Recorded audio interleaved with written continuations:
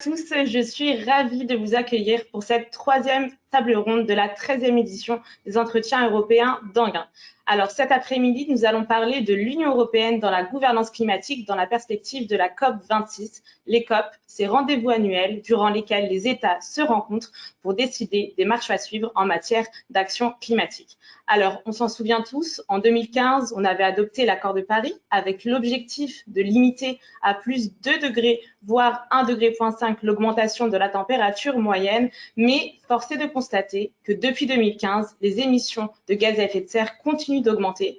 On pourrait même atteindre probablement les plus 1,5 degré entre 2030 et 2032, soit bien avant l'échéance de 2100 telle que fixée dans l'accord de Paris. À mesure que les émissions augmentent, on observe une augmentation de la température moyenne et d'autres impacts du changement climatique. L'année 2020, c'était l'année la plus chaude, la 5e année la plus chaude de manière consécutive, et on le voit, autour du monde, les catastrophes naturelles se multiplient. Alors, à mesure que ces impacts se font de plus en plus visibles, on observe aussi une mobilisation de plus en plus importante de la société civile, y compris de la jeunesse, qui se mobilise et qui demande aux décideurs d'agir pour réduire leurs émissions de gaz à effet de serre. À ce propos, les rendez-vous politiques sont importants. La COP26 le sera également. Elle l'est parce qu'elle constitue un calendrier fixé dans l'accord de Paris de rehaussement des ambitions. On avait demandé en 2015 aux États de soumettre leurs objectifs de gaz à effet de serre, de réduction de gaz à effet de serre. On leur a demandé d'en soumettre de nouveau en 2020. À cet égard, l'Union européenne, on s'en souvient, s'est engagée à la neutralité climatique à 2050. Elle n'est pas seule. Un total de 127 pays se sont engagés à la neutralité climatique d'ici la moitié du siècle. Alors, une fois ces objectifs passés, on a vu aussi cette année le retour des États-Unis dans l'accord de Paris, avec dès le premier jour de l'investiture du nouveau président américain Joe Biden qu'il a annoncé. Mais finalement, quelle est la place de l'Union européenne dans la gouvernance climatique et que signifie le retour des États-Unis dans la gouvernance climatique? Alors, pour répondre à ces questions, je suis ravie d'accueillir 4 intervenants aujourd'hui. Charlie Brocard, bonjour. Bonjour. Vous êtes étudiant en master de politique environnementale à Sciences Po Paris et responsable de projet plaidoyer Union européenne au sein de l'ONG Climate. En quelques mots, qu'est-ce que c'est Climate? Alors Climate, c'est un laboratoire d'idées et d'actions autour des problématiques qui ont trait au changement climatique, qui est géré par des jeunes et qui s'adresse principalement aux jeunes, donc que ce soit étudiants et étudiantes, aux jeunes professionnels. Et on a plusieurs axes de travail, plaidoyer, on a un axe aussi de recherche très important et aussi des ateliers dédiés aux jeunes. Parfait. Merci Charlie. Adèle Fardou, bonjour. Bonjour Sophia. Tu es chargée de mission négociation internationale biodiversité au sein de la direction des affaires européennes et internationales du ministère de la Transition écologique et tu faisais partie auparavant de l'équipe de négociation climat, notamment dans le cadre de la COP24. Merci d'être avec nous aujourd'hui. Neil Makarov, bonjour. Donc après un passage à l'Assemblée nationale à Bruxelles, tu es maintenant responsable responsable Europe du réseau Action Climat France. Alors en quelques mots, pour ceux qui ne connaissent pas, qu'est-ce que c'est le réseau Action Climat France? Alors, le réseau Action Climat, ce sont 25 ONG françaises qui se coordonnent ensemble pour essayer d'influencer les politiques climatiques à tous les échelons, au niveau local, national, européen et international. Et dedans, vous avez des grandes ONG environnementales comme Greenpeace, WWF, mais aussi des ONG de solidarité comme le Secours catholique ou de développement comme Oxfam et CARE. Donc, vraiment une diversité d'acteurs qui s'unissent ensemble pour lutter contre le dérèglement climatique. Merci Naïl. Et enfin, Julia Tass, bonjour. Bonjour. Merci beaucoup d'avoir accepté de remplacer Emmanuel Guérin qui est malheureusement malade aujourd'hui.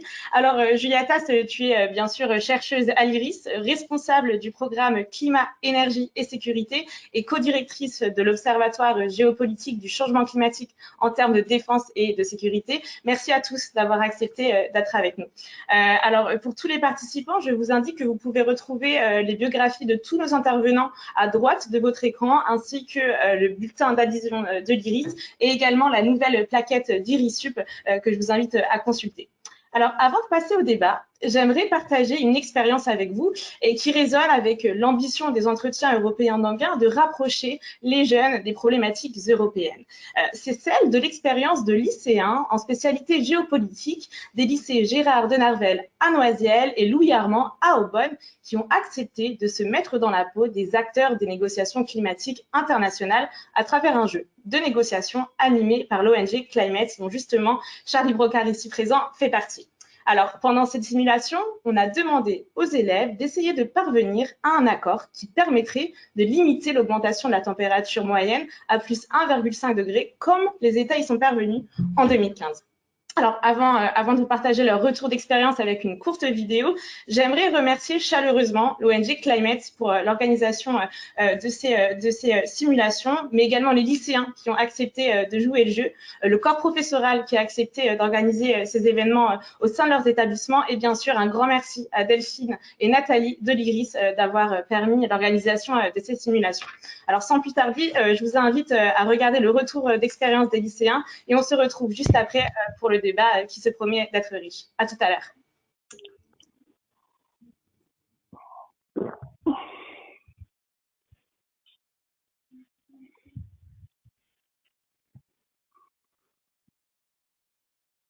Les négociations ont été assez compliquées, donc on n'a pas réussi à dépasser les objectifs de la COP 21. On a remarqué qu'avec les négociations, on n'est pas vraiment arrivé à l'objectif qu'on voulait atteindre. Alors, pour le résultat, on a obtenu 1,9 avec la mise en situation. Mais on a dû faire avant de trouver le résultat final, des petites modifications pour justement arriver en dessous de 2 degrés. Au final, on est quand même arrivé à trouver des accords entre nous et entre différents pays, même si on n'a pas réussi à trouver un accord global entre tous les pays. Il y a 2,4 degrés et c'est moins bien que les accords de Paris. Les représentants des États, on a essayé de se mettre d'accord et arriver à une décision collective. C'était un peu compliqué, on n'a pas vraiment dépassé les accords de Paris, mais on a quand même essayé de se mettre d'accord sur certains points. Du coup, comme on est une génération assez touchée par tout ce qui se passe au niveau de l'environnement, sur le coup, on veut tous apporter des solutions. Donc, on a plein d'idées, etc. Mais on se rend compte que chaque solution, en fait, il y a un investissement derrière. Et pour les pays, plutôt, c'est pas possible, en fait, de tout gérer. Donc, c'était assez compliqué de se rendre compte qu'on a des projets, mais au final, ils peuvent pas être financés. Donc, du coup, on peut pas les réaliser. Enfin, pas tous, en tout cas. La difficulté était surtout sur les financements. On avait beaucoup de projets, on était très ambitieux. Mais il y a la question des financements qui vient un peu bloquer tout ça. On doit faire justement des compromis. Donc on a dû négocier pour savoir où on allait prendre l'argent, comment on allait le redistribuer et voir quels projets étaient possibles et ceux qui n'étaient pas possibles. C'est vraiment compliqué avec ces négociations de vraiment les grands acteurs, de tous les mettre d'accord autour d'un point, sachant qu'on a des intérêts différents. Donc c'est très difficile de mettre tout ça en commun pour que tout le monde tire son compte au final. On n'a pas réussi à dépasser les objectifs des accords de Paris. C'était assez limité dans nos négociations. Surtout parce qu'on s'est rendu compte de la difficulté d'allier économie et écologie entre les pays émergents qui veulent se développer et les pays déjà développés. Du coup, on a vu que l'idéal ce serait de développer le secteur ferroviaire. D'abord parce que c'est le moins polluant. Voilà, trouver des alternatives, par exemple pour le secteur aérien, trouver des énergies plus vertes.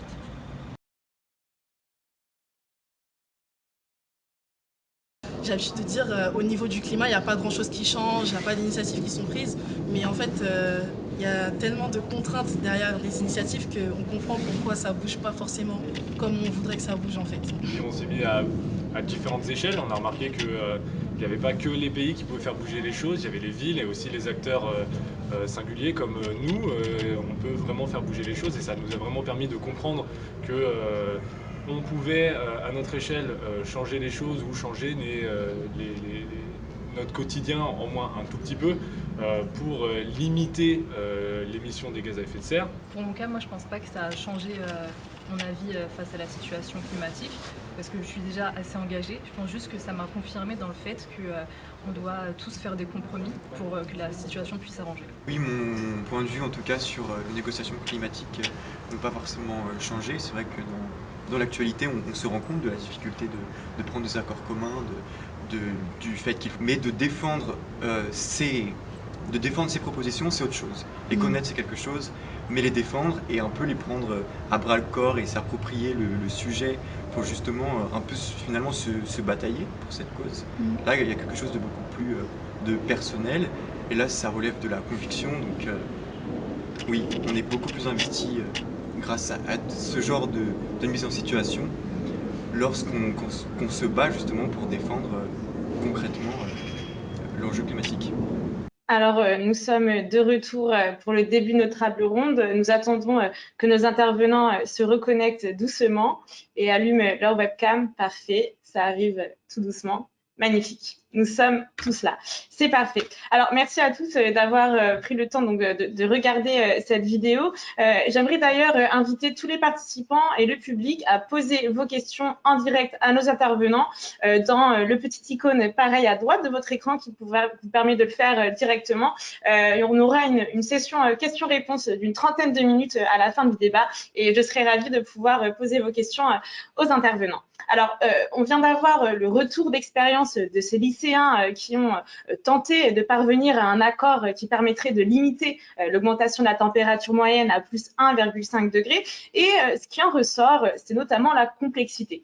La complexité, finalement, de parvenir à un accord vraiment efficace, notamment du fait des nombreux paramètres à prendre en compte et des contraintes qui sont associées. Alors, Neil, j'aimerais me tourner vers toi parce que dans le cadre de tes fonctions, vous défendez notamment justement une plus grande ambition de la part des États. Mais est-ce que cette complexité à justement concilier des intérêts divergents et des contraintes multiples ne devrait pas nous amener à peut-être être plus indulgents à l'égard des États? Est-ce que c'est vraiment si compliqué d'arriver à faire baisser et réduire les émissions de gaz à effet de serre?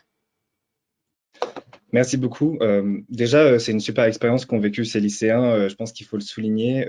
J'ai vu que certaines parties de la vidéo qui étaient un petit peu hachées, mais ce que j'en retiens, c'est que globalement, ils se sont mis dans le même paradoxe que dans les mêmes difficultés que toutes les ONG lorsqu'elles assistent aux négociations climatiques. C'est-à-dire qu'on a d'un côté la science qui nous dit qu'il faut aller bien plus loin dans la lutte contre le dérèglement climatique, dans la transition, parce que, comme tu l'as dit, Sophia, on va atteindre le seuil de l'accord de Paris de plus 1,5 degré de hausse des températures à l'horizon 2030-2035. Et en fait, on doit rester en dessous de ce seuil si on veut limiter au maximum les impacts les plus catastrophiques du dérèglement climatique. Et d'un autre côté, on a les négociations qui sont compliquées, avec les États qui défendent leurs intérêts, avec des partisans aussi du statu quo qui ne veulent finalement pas bouger. Il ne faut pas croire que tous les États sont pour la transition écologique et donc il y a un vrai enjeu là-dedans. Il y a également un enjeu de solidarité, ça a été souligné, c'est-à-dire qu'au niveau international, tous les pays n'ont pas forcément les moyens de mener cette transition écologique et il est important que les pays du Nord notamment puissent soutenir les pays les moins développés dans la transition écologique. Et malheureusement, les négociations climatiques aujourd'hui, elles sont très compliquées de ce point de vue-là. Nos émissions de gaz à effet de serre, elles continuent d'augmenter alors qu'elles devraient baisser de 7,6% par an jusqu'en 2030 si on veut rester sous le seuil des 1,5 degrés. Et en fait, il ne faut pas croire que les conséquences du dérèglement climatique ne vont toucher que les pays du Sud. Il faut bien avoir en tête que nous, en tant qu'Européens, nous, en tant que Français, on va devoir faire face aux catastrophes climatiques, à la catastrophe climatique, aux conséquences les plus désastreuses. La Commission européenne, juste pour vous donner un chiffre, a estimé que le coût du dérèglement climatique, seulement des catastrophes naturelles, c'est-à-dire inondations, sécheresses, tempêtes, donc seulement ces trois facteurs-là, dans un monde à 3 degrés, au niveau européen, c'est 175 milliards d'euros par an. Donc, on voit que c'est une somme qui est très importante, qu'on pourrait appeler le coût de l'inaction. Et c'est pour ça qu'en fait, non, on ne peut pas laisser nos gouvernements en fait rester dans le statu quo sur la transition écologique et dans les négociations climatiques. On doit toujours les pousser à aller bien au-delà, parce que, par exemple, à l'échelle européenne, vous allez voir des villes qui risquent de disparaître. Copenhague, par exemple, Nantes. Vous avez des villes comme Berlin, où la hausse des températures pourrait faire que la température à Berlin est l'équivalent à la température d'Alger aujourd'hui. Donc, en fait, voilà, les conséquences du règlement climatique, elles sont vraiment présentes. Maintenant, une petite note d'espoir quand même sur les négociations climatiques, c'est qu'aujourd'hui, et depuis, je dirais, l'automne 2020, on a une nouvelle dynamique qui est enclenchée, qui est vraiment nouvelle et qui doit être vraiment soulignée. Et ça vient d'une personne qui travaille dans une ONG, donc vous voyez, on peut être optimiste parfois également. Il y a l'Union européenne qui a rehaussé son objectif climatique pour 2030, qui a acté le fait qu'elle va baisser ses émissions de gaz à effet de serre à au moins 55% d'ici à 2030. Donc, elle a rehaussé son objectif qui auparavant était de 40%. Vous avez la Chine qui a voulu fixer un objectif de neutralité climatique à 2060, donc 10 ans après les Européens, ce qui est très ambitieux pour un pays continent comme la Chine. Et vous avez les États-Unis, comme ça a été souligné, qui reviennent dans le jeu de l'accord de Paris et qui veulent s'investir beaucoup plus. Donc vous avez une nouvelle dynamique internationale qui est créée depuis l'automne, qui est extrêmement positive selon nous. Bien sûr, pour le moment, c'est au stade d'engagement, c'est au stade d'ambition, quelque part sur le papier. Et tout l'enjeu va être avant la COP26 de Glasgow, qui est le moment où on doit absolument aligner les ambitions de toutes les parties sur les objectifs de l'accord de Paris. Tout l'enjeu sera vraiment de transformer cette ambition en action. Et à l'échelle européenne, pour rester dans une note positive, et après j'arrêterai ici, mais c'est que depuis 2 ans, depuis 2019 et l'élection européenne, on a vu une forte mobilisation de la jeunesse, une forte mobilisation des citoyens européens sur la question du climat. Ça aboutit notamment au Green Deal européen, le Pacte vert européen, qui est un projet ambitieux de réforme dans tous les secteurs, transport, bâtiment, industrie, agriculture, pour faire baisser nos émissions de gaz à effet de serre. La Commission européenne, elle veut mener ces réformes. Maintenant, voilà, si vous voulez, la bataille, elle se joue toujours, voilà, bataille par bataille. Il y a toujours des gens qui sont partisans du statu quo, qui ne veulent pas avancer dans la transition écologique, et d'autres qui veulent aller beaucoup plus loin. Donc, on va voir comment ça se concrétise, mais vraiment l'enjeu maintenant, au-delà de l'ambition sur le papier, c'est la transformation de nos sociétés avec la transition écologique. Et c'est vraiment tout l'objet du Green Deal européen qui est quand même une source d'espoir importante, même si rien n'est fait pour le moment, tout est à concrétiser. D'accord, merci beaucoup Neil pour cette première intervention. Charlie, j'aimerais me tourner vers toi parce que finalement, tu étais à la place de ces lycéens il n'y a pas si longtemps et puis toi, tu es engagé dans les enjeux climatiques. Est-ce que tu arrives à comprendre comment et pourquoi ces lycéens qui ont joué le jeu des acteurs et qui ont remarqué à quel point c'était complexe de parvenir à s'entendre, tu comprends pourquoi ils pensent être peut-être plus indulgents à l'égard des décideurs et quelle est ta position par rapport à ça ? Merci Sophia. J'aimerais juste rebondir sur les propos de Neil juste avant. Parce que oui, effectivement, on a l'objectif de 65% à l'échelle de l'Union européenne. On aura certainement l'occasion d'en reparler par la suite.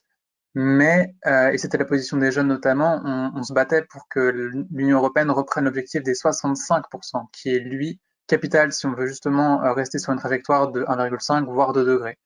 Et donc 55, c'est très bien. On peut être très content que l'Union européenne ait fait ce pas-là, parce qu'effectivement, on était à 40% auparavant, mais ça reste insuffisant.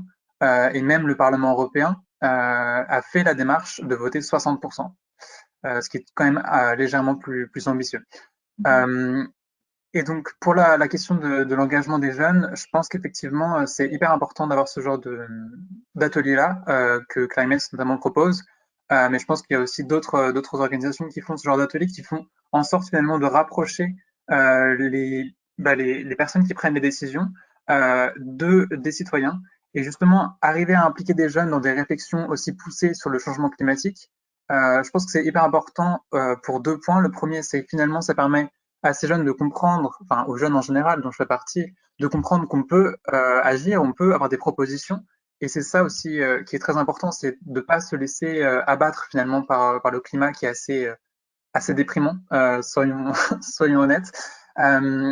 Donc de se dire qu'on peut avoir un impact, qu'on peut aussi réfléchir ensemble à des solutions et que toute la décision sur le dérèglement climatique ne repose pas dans les mains des seuls États et que les citoyens, nous, au-delà des marches, au-delà des manifestations qui sont très importantes, on peut aussi arriver avec une force de proposition. Et donc ce type d'atelier-là permet justement aux citoyens et aux jeunes particulièrement de s'approprier ces questions et ensuite de voir à quel point c'est important de comprendre la complexité du problème pour ensuite proposer des choses. Et le deuxième point, je pense que ce qu'on voyait dans la vidéo est très important, c'est que ça permet aussi de comprendre finalement effectivement que ces enjeux sont complexes et que on peut pas finalement, c'est pas un jeu de boulons. On peut pas se dire, bah écoutez, celui-là, on va faire sauter ce point-là, ou alors ici on va faire 60%, mais ailleurs on va pas avancer. Non, il faut vraiment avancer sur le même front en même temps et sur tous les enjeux à la fois. Donc on ne peut pas parler simplement de transition énergétique s'il n'y a pas de transition agricole, par exemple, ou de transition protéique, sur le fait qu'on va changer de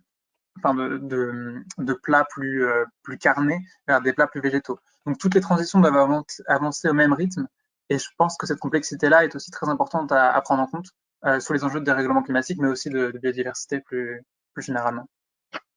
Merci Charlie. Donc on comprend que c'est bien une vision systémique qu'il faudrait adopter justement pour parvenir à lutter contre le changement climatique. Alors justement, qu'est-ce que c'est finalement la gouvernance climatique? De quoi parle-t-on lorsqu'on dit qu'on va gouverner le climat, répondre aux enjeux climatiques? Alors on se souvient, en 92, les États avaient adopté la Convention cadre des Nations Unies sur le changement climatique. S'en est suivi en 97 l'adoption du protocole de Kyoto, qui malheureusement s'est avéré relativement inefficace pour réussir à vraiment faire réduire les émissions de gaz à effet de serre. Et puis, en 2015, l'adoption de l'accord de Paris, qui est qualifié par certains d'un réel tournant. Julia, j'aimerais me tourner vers toi. Justement, qu'est-ce que c'est la gouvernance climatique et en quoi est-ce que l'accord de Paris constitue un tournant, si c'est le cas? Oui, alors je vais rebondir sur les différents propos qui ont été tenus et sur les vidéos. Il y a un mot qu'on a beaucoup utilisé, c'est celui de complexité. Complexité, ça s'applique à la fois au système climatique qui est assez complexe, qui fait en fait dépendre des sous-systèmes qui sont interdépendants les uns des autres. Donc c'est déjà une épreuve que de comprendre la complexité du système climatique, et c'est tout aussi éprouvant de comprendre la gouvernance climatique, puisque il y a différentes conventions que tu as rapidement nommées, Sophia, qui permettent aux parties, donc aux différents membres de ces conventions, de discuter, de se réunir chaque année au cours des COP. Ce qu'on évoquait donc assez rapidement dans la vidéo, c'est que l'accord de Paris, il est basé sur une idée que les États ne vont pas répondre à finalement un processus qui vienne du haut de la pyramide vers les États, mais au contraire d'un accord entre États pour qu'ils se mobilisent et qu'ils fassent eux-mêmes qu'ils communiquent leur feuille de route pour atteindre le chiffre de 1,5 ou 2 degrés. Ce que ça signifie, en plus clair, c'est qu'en 2009, l'échec de Copenhague est en partie dû à une forme de contrainte de la part du système de la gouvernance climatique envers les États qui ne se faisaient plus confiance. Et c'est là où il y a un vrai enjeu. La transition écologique a un coût important qui repose sur les acteurs économiques et sur les acteurs étatiques. Et évidemment, quand on est un État, on n'a pas du tout envie que ce coût repose sur uniquement ses acteurs économiques et sa population. Donc, il faut que les États aient confiance les uns en les autres pour qu'ils puissent avancer. Et Charlie parlait tout à l'heure du fait d'avancer ensemble. Pour que les États avancent ensemble, il faut qu'ils se fassent confiance. Et c'est là où 2009 a été un échec, la COP de 2009 a été un échec, et la COP de 2015 a été une réussite, puisque on est passé d'un système où les ordres finalement arrivaient du haut de la pyramide vers le bas, à un système inversé, un système ascendant, où les États ont compris l'objectif commun qu'ils se donnent et communiquent leur feuille de route pour y arriver. Mais c'est eux qui décident des moyens et des objectifs qu'ils se donnent pour atteindre ce chiffre des 1,5 degrés. Et c'est donc le système de 2015, c'est que chaque État remet tous les 5 ans au secrétariat de la Convention cadre sur le climat sa feuille de route pour atteindre l'objectif en 2050 puis en 2100. Et donc, la feuille de route avec des étapes intermédiaires, etc. En 2015, ça a été fait. À la suite de l'accord de Paris, tous les États ont communiqué leur feuille de route. Et si 2020 était aussi important, et maintenant ça s'est décalé à 2021 en raison de la crise Covid, c'est qu'on est 5 ans après 2015, et donc 5 ans après la première remise des feuilles de route. Et c'est ce que mentionnait Neil tout à l'heure. Ces nouveaux engagements, ces mises à jour des feuilles de route sont plus ambitieuses que 2015. Donc, c'est ce qu'on voulait, arriver à atteindre, finalement, que ce soit crescendo, que les ambitions augmentent crescendo. Aujourd'hui, c'est le cas. Donc, la bonne nouvelle, c'est que cette première étape, cette première fois depuis 2015, montre que oui, les ambitions ont été rehaussées. La mauvaise nouvelle, c'est que si les ambitions sont rehaussées pour beaucoup de pays, principalement vers 2050, à horizon 2050, les objectifs à horizon plus court, comme 2030, sont souvent soit flous, dans le cas de la Chine, soit insuffisants dans le cas de l'Union européenne, comme le soulignait Charlie. Ce qui veut dire que les gouvernants d'aujourd'hui mettent sur les épaules des gouvernants de demain la responsabilité d'atteindre ces objectifs. C'est un peu comme, je vais faire une analogie pour que ce soit plus simple, parce qu'encore une fois, c'est assez complexe. J'ai envie de faire un marathon dans un an, d'atteindre un niveau suffisant pour finir un marathon dans un an, mais je vais pas commencer la course d'ici 6 mois. J'attendrai, je vais commencer la course dans 6 mois, et puis dans 10 mois à peu près, je me fixe de faire du 5 km, et puis je vais gérer les 2 mois qui restent pour arriver à courir 42 km. C'est un peu ça en fait que font les États en ce moment, c'est-à-dire qu'ils repoussent le moment où ils vont vraiment agir et ils mettent cette responsabilité sur les décideurs de demain. Merci Julia pour cette magnifique comparaison, je pense, qui est très que claire. J'ai improvisé, je précise. C'est pour ça qu'elle n'est pas cohérente. Merci beaucoup. J'aimerais revenir justement sur la question de la confiance que tu as mentionnée pour me tourner vers toi, Adèle. La question de la confiance, elle me paraît notamment importante dans le cas de l'Union européenne, parce que finalement, l'Union européenne, dans les négociations, est un petit peu différente, parce que ce n'est pas un État, c'est un groupe d'États. On parle des États signataires de l'accord de Paris plus de l'Union européenne. Et finalement, quelle est la place de l'Union européenne dans la gouvernance climatique plus globalement? Est-ce que le rôle de leadership qu'elle proclame est réel? Quel rôle joue-t-elle? Et puis plus globalement, quelle est la spécificité de l'Union européenne au sein de ce régime de gouvernance? Oui, merci beaucoup Sophia. Et donc, effectivement, donc l'Union européenne, c'est l'un des groupes les plus coordonnés au sein de la CNUC. Et donc, par exemple, la France, quand on va aux négociations climat, on ne parle pas au nom de la France dans les négociations, on se range derrière l'Union européenne. Et le pays qui s'exprime en fait souvent pour l'Union européenne, c'est le pays qui a la présidence de l'Union européenne. Donc en ce moment, c'est le Portugal, mais à préciser qu'au premier semestre 2022, la France prend la présidence du Conseil et donc on prend la présidence de l'Union européenne. Et donc voilà, ça va être un grand enjeu également pour nos délégations. Donc c'est vrai que c'est un bloc qui est unifié, qui est très coordonné. On passe beaucoup de temps à se coordonner. On fait plusieurs réunions par mois et pendant les COP, on se coordonne tous les matins, voire plusieurs fois par jour quand c'est nécessaire. Donc oui, l'UE, c'est un acteur qui s'est toujours positionné comme ambitieux, qui a toujours été ambitieux dans les négociations, qui a quand même jamais poussé pour le statu quo. Et effectivement, lors de la COP 21, mais également après, lors de la détermination également des règles d'application de l'accord de Paris, donc de ce qu'on appelle plus familièrement le rulebook. C'est quand même récemment le premier continent qui a annoncé être neutre en carbone en 2050, ce qui est un signal fort, qui s'est doté d'une stratégie de long terme et qui va vouloir doter cette ambition d'un arsenal juridique permettant de mettre en œuvre l'ambition. Ça, c'est quand même quelque chose de fort. On a mentionné la contribution nationale déterminée donc de l'Union européenne qui a été mise à jour, donc je vais pas revenir sur ça, et également donc le pacte vert qui est un peu ce cadre, comme Neil l'a mentionné au début, qui est censé en fait intégrer la protection du climat et de la biodiversité dans toutes les politiques de l'Union européenne. Donc ça, si on prend peut-être maintenant les priorités que l'Union voudrait plutôt défendre en fait pour la COP26.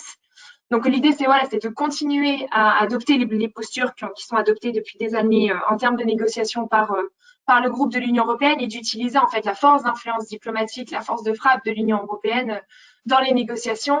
Je pense qu'en termes de priorité, la première priorité, ça pourrait être d'obtenir des engagements sur l'atténuation. Ça, c'est la priorité numéro 1.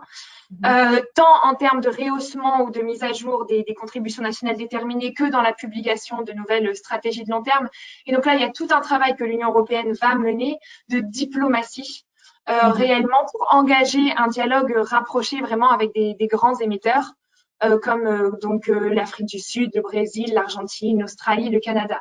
Et donc, en ce sens, on a des opportunités. Par exemple, il va y avoir un sommet UE-Chine, un sommet UE-Inde, un sommet UE-Canada ou également des sommets Union européenne, Union africaine, qui vont être des moments où l'Union européenne va pouvoir se positionner diplomatiquement pour influencer la négociation pour la COP26.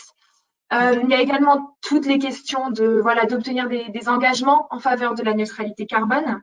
Donc, de finaliser les règles de mise en œuvre de l'accord de Paris, qui est donc notamment sur l'article 6, qui est en fait le seul article de l'accord de Paris qui n'est pour l'instant pas doté d'une règle de mise en œuvre. Donc ça, c'est également quelque chose que l'Union européenne va... Est-ce que tu peux rappeler ce sur quoi porte l'article 6 pour ceux qui ne savent pas, justement? Alors, très brièvement, parce que je ne suis pas une experte de l'article 6, l'article 6, ça concerne tous les mécanismes qui permettent d'échanger des crédits d'émissions de gaz à effet de serre entre des États, mais aussi entre des acteurs privés. Et voilà, je vais me rester à ce niveau de généralité, je pense, et peut-être si d'autres intervenants veulent compléter avec grand plaisir. Est-ce que tu souhaites compléter ce point sur l'article 6 parce qu'on comprend que c'est le principal point de blocage actuellement au sein des négociations. Ça a bloqué durant la dernière COP, notamment avec la position du Brésil. On s'en rappelle, qui refusait de se mettre d'accord avec des problématiques de double comptage. Est-ce que tu peux nous expliquer un petit peu pourquoi ça bloque en ce moment l'article 6 et pourquoi c'est si compliqué de se mettre d'accord sur le point des marchés carbone?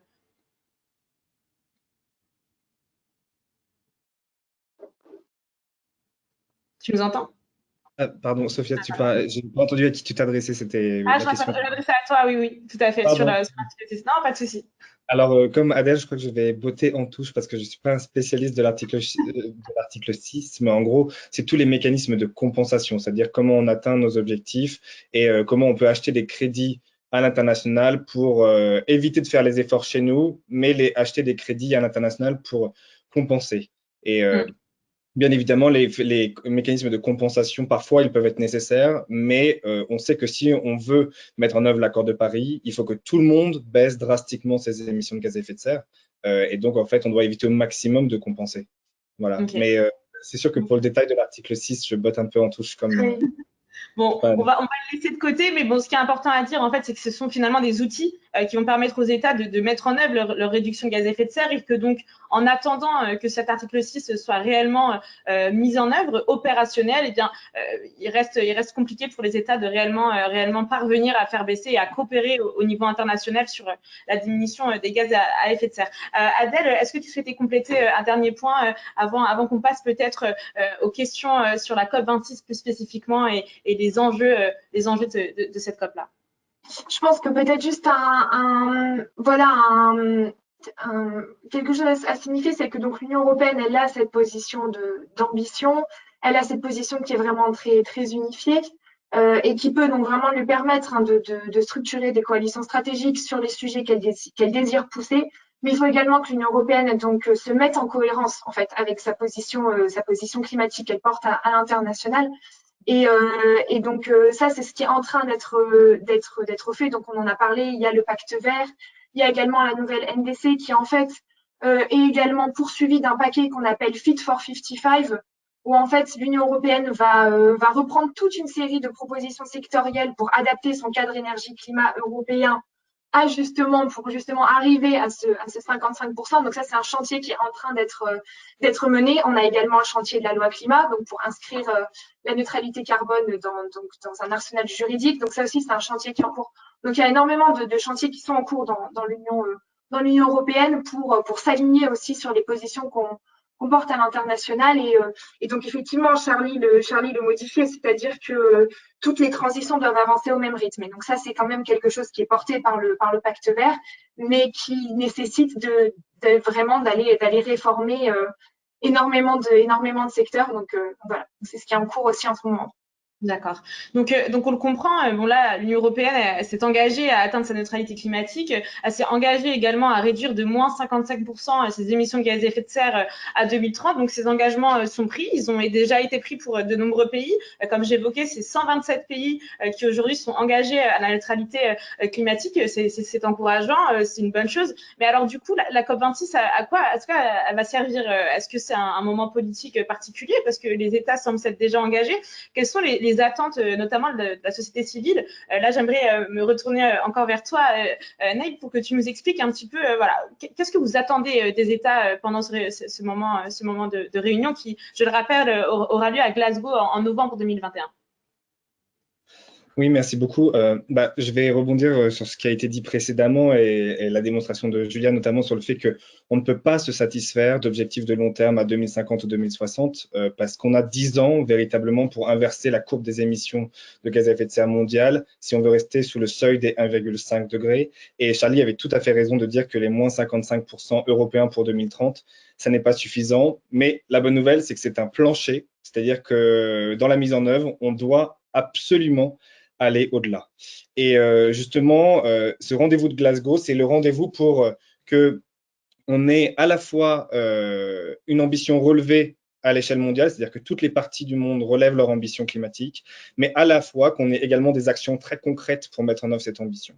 Et là-dedans, l'Union européenne, elle doit faire jouer sa capacité d'entraînement. C'est-à-dire qu'en effet, c'est le premier continent à avoir relevé son ambition. Maintenant, il faut qu'elle traduise cette ambition en action pour, si vous voulez, garder une longueur d'avance, un leadership, qu'on appelle un leadership dans la lutte contre le dérèglement climatique, qu'elle montre l'exemple globalement et qu'elle puisse entraîner dans son sillage d'autres parties du monde. On a parlé des États-Unis, on a parlé de la Chine, mais bien entendu, d'autres grands émetteurs. Il y a le Brésil, le Japon, l'Australie qui aujourd'hui sont vraiment de mauvais élèves sur le climat et il faut absolument que les Européens puissent convaincre ces pays d'agir sur le climat.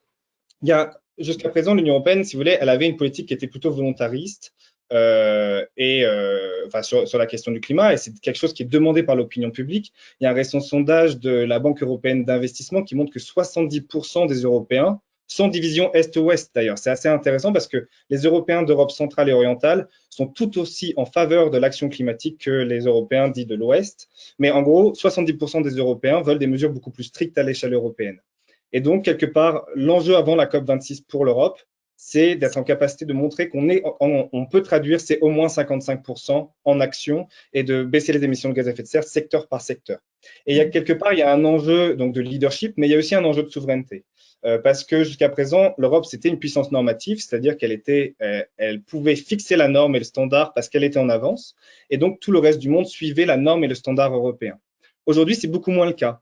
Parce que vous avez certains pays, notamment la Chine, qui est en train vraiment de gagner la course de la transition écologique sur un certain nombre de sujets et qui finalement va devenir de plus en plus une puissance normative comme l'Union européenne l'était auparavant. Donc il y a aussi un risque pour les Européens de perdre en influence dans ce jeu international si elles ne mènent pas les réformes en interne pour rester en avance et avec le leadership. Il y a un exemple qui, à mon avis, est très emblématique de tout ça, c'est l'industrie automobile. Pendant des années, il y a une vraie timidité européenne à contraindre les constructeurs automobiles à investir dans le véhicule à faible émission, le véhicule électrique notamment, ce qui fait que les constructeurs automobiles européens faisaient un peu ce qu'ils voulaient en Europe. C'est en train de changer, mais voilà, pendant des années, ça a été le cas. Alors que dans le même temps, en Chine, le gouvernement chinois a pris des mesures et des normes très strictes contre la pollution de l'air et des quotas de véhicules électriques. Ce qui fait qu'au lieu de repousser les constructeurs automobiles européens ou américains de la Chine, les constructeurs automobiles européens et américains sont venus en Chine et ont investi massivement en Chine dans le véhicule électrique. On estime que les constructeurs automobiles européens, donc Volkswagen, Renault, Peugeot, ont investi 6 fois plus dans le véhicule électrique en Chine qu'en Europe. C'est autant d'emplois, d'innovation, de technologies qui auront lieu quelque part en Chine et non pas en Europe. Et quelque part, nous, on est à la traîne par rapport à tout ça. Donc, il y a un effet de décrochage européen qui est possible d'un point de vue de l'emploi, d'un point de vue de la transition écologique, si quelque part on ne met pas vraiment en œuvre l'ambition qu'on a promis. Et donc, en Europe, comme l'a dit Adèle, et c'est tout à fait vrai, on doit mettre en œuvre ce Green Deal européen. Il y a un paquet législatif de réformes qui sera présenté en juin de cette année par la Commission européenne. C'est l'occasion pour la Commission européenne d'être ambitieuse, de montrer qu'elle est volontaire et qu'elle veut transformer à l'intérieur. Et par exemple, sur la question de l'automobile, on pourrait très bien fixer une date de fin de vente des véhicules diesel et essence en 2030 pour forcer quelque part les constructeurs automobiles à opérer cette transformation et aller vers le véhicule électrique comme ils sont en train de le faire en Chine. Donc, on a un vrai enjeu quelque part à transformer l'action. Et juste un dernier point, c'est que quand on agit à l'intérieur avec le Green Deal européen, eh ben, quelque part, on entraîne à l'extérieur. Ce Green Deal européen, il est bon parce que ce sont des réformes à l'intérieur, mais il y a également une diplomatie du Green Deal qui est le pendant externe de la politique européenne sur la transition écologique. Et ça, c'est extrêmement important, c'est que si on ne fait pas les réformes en interne, on n'aura pas d'influence en externe. Et donc, il faut utiliser quelque part cette concurrence aujourd'hui internationale sur la transition écologique et la transformer en coopération internationale sur la transition écologique pour que, voilà, au sommet de Glasgow, à la COP26 de Glasgow, les États arrivent avec des ambitions relevées, mais aussi des politiques beaucoup plus ambitieuses parce que seulement des ambitions qui restent sur le papier, ça ne nous permettra pas de lutter contre la crise climatique. Oui, donc on comprend en fait cette COP26, on attend de passer de la réflexion à l'action. C'est bien les promesses, mais elles sont où les actions? Donc c'est ça qu'on attend des États. Charlie, toi qui es justement responsable plaidoyer auprès de l'Union européenne, donc tu portes la voix de la jeunesse auprès des institutions européennes pour défendre justement vos idées et vos revendications en termes d'action climatique. Est-ce que tu es sur le même voilà la même voie que Neil en rapport aux revendications, ou est-ce qu'il y a d'autres choses que tu attends de la part de l'Union européenne durant ce rendez-vous? Qu'est-ce que tu peux nous dire de ça? Je pense qu'il y a un mot dans ce que Neil disait tout à l'heure qui est important, c'est le mot de coopération. Et jusqu'à présent, on a vraiment mis l'emphase sur le côté leadership de l'Union européenne, c'est-à-dire oui, nous devons être les premiers à être neutres en carbone, etc. Oui, c'est très important, mais ce qui est surtout important, c'est que tout le monde fasse le travail en même temps et que même en termes de technologie, on puisse avoir ces échanges-là. Et donc, typiquement sur la question de la Chine, juste pour revenir brièvement là-dessus, effectivement, la Chine a mis le paquet sur les énergies renouvelables assez rapidement. Et aujourd'hui, le premier pays dans lequel il y a des installations de panneaux photovoltaïques au monde. Mais ça, en fait, finalement, c'est aussi une opportunité pour le reste du monde, pour qu'on en profite tous, parce qu'aujourd'hui, le coût de l'énergie photovoltaïque est plus bas que celui du nucléaire, et largement plus bas que celui du nucléaire, et plus bas même que celui du charbon. Donc ça montre aujourd'hui que des innovations là qui sont poussées par certains pays à un certain moment peuvent bénéficier finalement au plus grand nombre par la suite. Et je pense que donc si on arrive à avoir cette coopération au niveau international qui permet de profiter des avantages concurrentiels qui ont été acquis par chacun des groupes de pays, chacun des continents, ça peut être intéressant à mettre en place. Donc les COP peuvent être aussi ce moment de partage des bonnes pratiques. Après, effectivement, au niveau de l'Union européenne plus spécifiquement, comme on l'a rappelé, il y a cet objectif-là des 55% qui est important, mais qui effectivement n'est pas assez.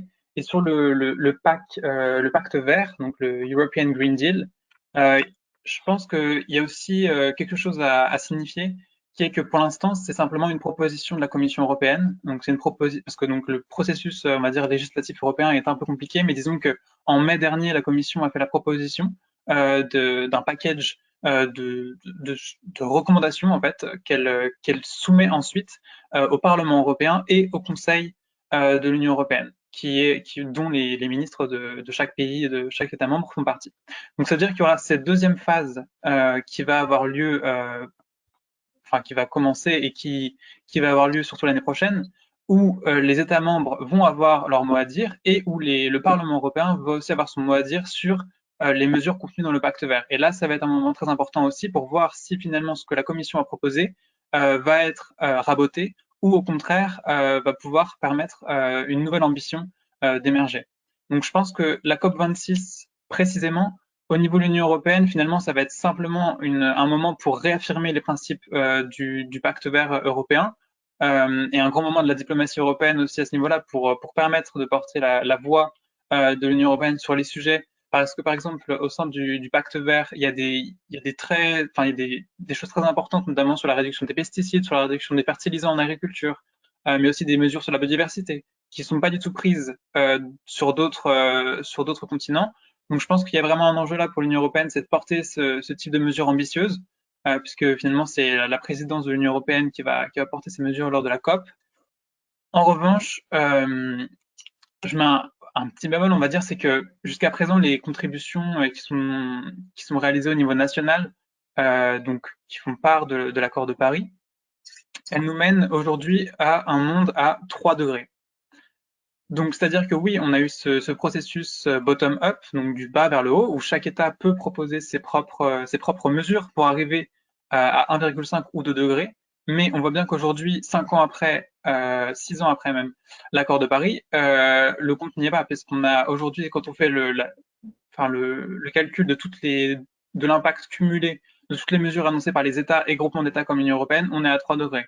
Donc là, je pense qu'il y a une question à se poser aussi lors de la COP26, c'est est-ce qu'il n'y a pas une sorte de coup de collier à mettre finalement, ou en tout cas de réaffirmer les principes qui ont été votés à l'unanimité lors de la COP25, la COP21 pardon, en 2015, pour être sûr que ceci soit respecté. Donc ça, c'est un premier point. Et j'avais aussi un autre point qui est aussi en écho avec l'article 6 dont on parlait tout à l'heure, qui concerne également le prix du carbone à l'échelle internationale. Ça, c'est quelque chose qui n'est pas mis en place, qui n'existe pas. Il n'y a pas de prix du carbone à l'échelle internationale. Il y a des prix du carbone qui sont donc prix du carbone, c'est-à-dire en gros le prix que chaque entreprise, donc c'est pas pour les particuliers, mais c'est bien plus pour les entreprises et les États qui ont des activités polluantes, doivent payer pour chaque tonne de carbone émise, grossièrement. Et donc ce prix du carbone, il n'existe pas au niveau international, mais c'est un outil très intéressant si on veut arriver à cet objectif des 1,5, 2 degrés. Et donc se mettre d'accord également sur un prix du carbone à l'échelle internationale qui fasse, bien sûr, qui prenne en compte la différence nord-sud, la différence de responsabilité dans les responsabilités historiques, pardon, dans le réchauffement climatique, etc. Tout ça doit être mis sur la table, je pense, à la COP26 pour aussi avancer en termes de mesures et, comme on disait juste avant, passer un peu des grands mots, de ce grand moment d'espoir qu'était la COP21 à OK, bah maintenant, qu'est-ce qu'on fait exactement et comment on met ça en action?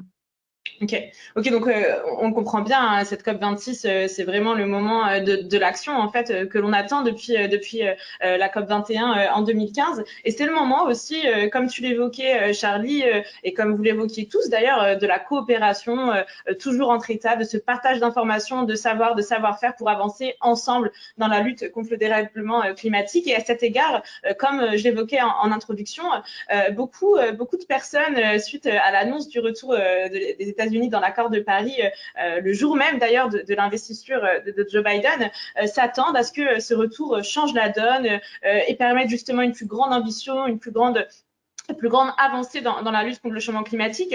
Lors de la table ronde de ce matin, c'est très intéressant, on évoquait 83% des Français qui perçoivent justement le retour de Joe Biden et des États-Unis dans l'accord de Paris comme positif pour l'action climatique. Alors, qu'est-ce que ça va changer, en fait, le retour des États-Unis? Alors, on le sait, c'est un des plus gros émetteurs de gaz à effet de serre dans le monde. Est-ce que la dynamique va être différente cette année, Julia? Alors, je l'espère. Je l'espère. Pour moi, il y a des bémols quand même. Donc, tu le disais, Sophia, les Français et je pense plus globalement les Européens perçoivent le retour de Joe Biden, enfin l'arrivée de Joe Biden au pouvoir et le retour d'une certaine forme de soutien ou de conception du multilatéralisme comme très positive. Et effectivement, c'est un message politique très fort que d'affirmer le retour des États-Unis dans l'accord de Paris comme une des premières mesures pour le gouvernement Biden. Donc c'est un message politique, c'est un symbole. Il va falloir examiner avec précaution la feuille de route que les États-Unis vont remettre dans un premier temps. Donc ce dont on parlait tout à l'heure, la feuille de route mise à jour pour la COP26. Ça va être la première chose à analyser. Ça va sans doute se faire. Donc Joe Biden essaie aussi de redonner un élan et de repositionner les États-Unis dans un leadership climatique en organisant le 22 avril aux États-Unis un sommet sur le climat comme une étape vers la COP26. Donc il se positionne clairement comme de retour et comme présent. Après, en interne, le système américain fait qu'il est toujours compliqué, là encore, de faire passer des lois ou des décrets qui permettent de suivre les objectifs que les gouvernants se sont donnés. Pour vous donner une idée, en janvier, donc très peu de temps après son investiture, Joe Biden a affirmé qu'il allait mettre en place un plan de 2000 milliards de dollars pour aider à la transition énergétique globalement, avec comme idée de décarboner le système énergétique d'ici 2035, ce qui est très ambitieux. Ce plan doit être voté par le Congrès, comme beaucoup de choses aux États-Unis. En 2009, Obama avait également souscrit aux ambitions que s'étaient donné les objectifs, enfin les parties de la CNUC à la sortie de la COP. Et en fait, ça avait été retoqué par le Congrès américain. Donc là encore, Joe Biden va devoir faire passer en interne son plan à 2000 milliards de dollars auprès du Congrès. Et s'il prend des mesures ou s'il s'engage à tenir des objectifs auprès des parties de la Convention cadre sur le changement climatique, il va aussi devoir faire approuver ces objectifs par le Congrès. Et là encore, la complexité du système politique américain me font dire qu'il ne faut pas être aussi optimiste qu'on peut le penser quant à l'ambition climatique des États-Unis. Par contre, ce qui est une bonne chose, c'est que malgré le retrait de Donald Trump à la suite de son arrivée au pouvoir en 2016 de l'accord de Paris, les acteurs privés américains, que ce donc les entreprises, les organisations, mais aussi les États fédérés, ont continué, eux, à tenir des objectifs qu'ils estimaient ambitieux pour le climat. Et ça a évidemment contribué à faciliter la décarbonation du système américain globalement. Donc même si finalement la tête du pays exprime des positions très contraires à l'accord de Paris, les acteurs, les opérationnels, eux, continuent de mettre en place ces objectifs. Et à contrario, si la tête du pays a de fortes ambitions politiques et symboliquement s'engage pour le climat, ce qu'il faut voir, c'est si le Congrès suit, et deux, si les acteurs sur le terrain continuent à mettre en place leur programme. Ok, donc on le comprend vraiment, Joe Biden, il en a fait déjà un de ses axes de campagne. Tout d'abord, l'action climatique, il continue aujourd'hui à mettre en œuvre ce qu'il avait promis à ses électeurs. C'est tant mieux, hein, bien entendu. Adèle, est-ce qu'il va y avoir des changements au sein de la gouvernance climatique, donc au sein des COP, parce que vous avez eu l'habitude, peut-être au cours des dernières années, de faire sans les États-Unis. Est-ce que vous allez considérer ce pays comme un allié pour faire avancer justement la gouvernance climatique et pour que l'Union européenne joue et continue de jouer ce rôle de leadership? Est-ce qu'il y aura une concurrence entre ces deux acteurs finalement, ou est-ce qu'au contraire, ils vont s'allier pour faire avancer les choses? Oui, merci Sophia. Alors, effectivement, donc clairement, on va partir sur des positions où on aura quand même une coopération qui va être renforcée. Tout le monde l'a dit, c'est vraiment une excellente nouvelle de voir les États-Unis revenir sur l'accord de Paris. Dans l'accord de Paris, pardon, peut-être, je vois essentiellement deux sujets sur lesquels on pourra avoir une coopération. Déjà, effectivement, comme Julia l'a mentionné, il va falloir un peu voir les annonces, comment elles se traduisent concrètement, donc au niveau de la mise à jour de la contribution nationale déterminée. Si également il va y avoir des engagements qui seront pris en termes de neutralité carbone, quelle stratégie va être adoptée à court terme, à moyen terme. Donc tout ça, c'est des choses sur lesquelles il faut discuter avec les États-Unis.